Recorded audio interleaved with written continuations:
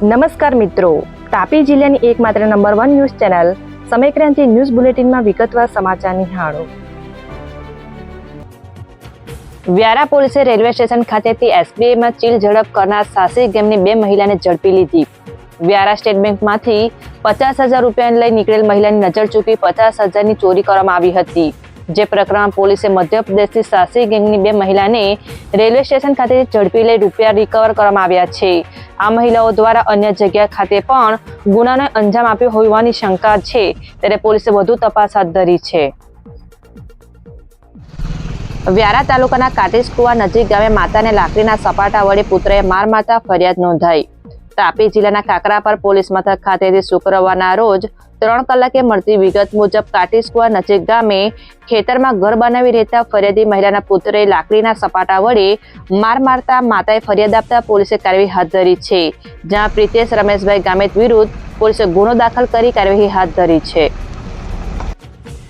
વ્યારા શહેરના જૂના bus stand ખાતેથી પશુ હેરાફેરીના ગુનામાં વોન્ટેડ ઇસમને એલસીબી પોલીસે ઝડપી લીધો.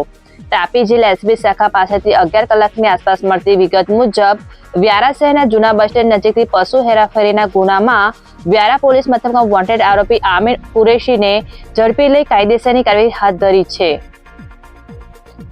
ડોલવણ તાલુકાના કલકવા ગામે સગીરાને કરંટ લાગતા મોત નીપજ્યું.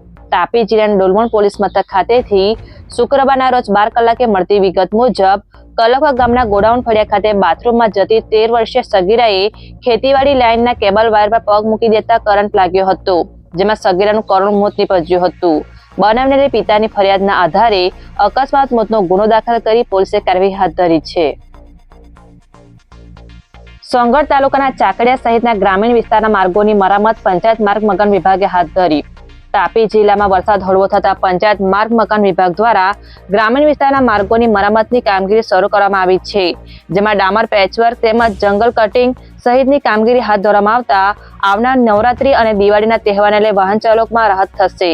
જેને અંગે શુક્રવારના રોજ 3 કલાકે કામગીરી હાથ ધરાઈ હતી.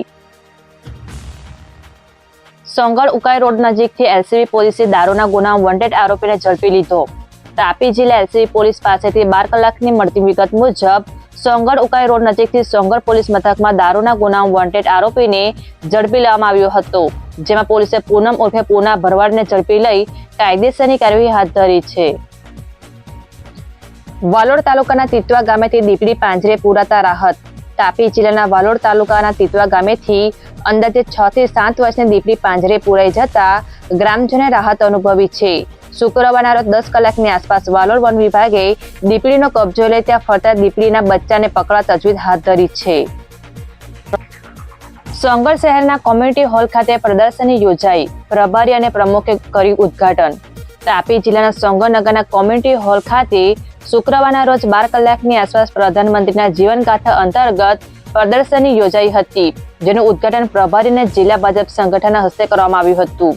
જેમાં જિલ્લા પંચાયત પ્રમુખ અને નગરપાલિકાના પ્રમુખ સહિતના હોદ્દેદારો અને ભાજપ કાર્યકરો હાજર રહ્યા હતા. વ્યારાથી કાકરા પર જતા રોડ પર ઇન્ડિયન ઓઇલના પંપ નજીક રાહદારી વૃદ્ધને વાહને ટક્કર મારતા મોત નીપજ્યું. તાપી જિલ્લાના કાકરાપર પોલીસ મથક ખાતેથી શુક્રવારના રોજ 4 કલાકે મળતી વિગત મુજબ કાકરાપર રોડ પર ઇન્ડિયન ઓઇલના પંપ નજીકથી તાલુકા જતા રાહદારી વૃદ્ધ સુકરિયાભાઈ ગામિતને અજાણ્યા વાહને ટક્કર મારતા અકસ્માત સર્જાતા તેમને સારવાર અર્થે ખસેડવામાં આવ્યા હતા. જ્યાં સારવાર દરમિયાન તેમનું મોત થતા પોલીસે ગુનો દાખલ કરી કાર્યવાહી હાથ ધરી છે.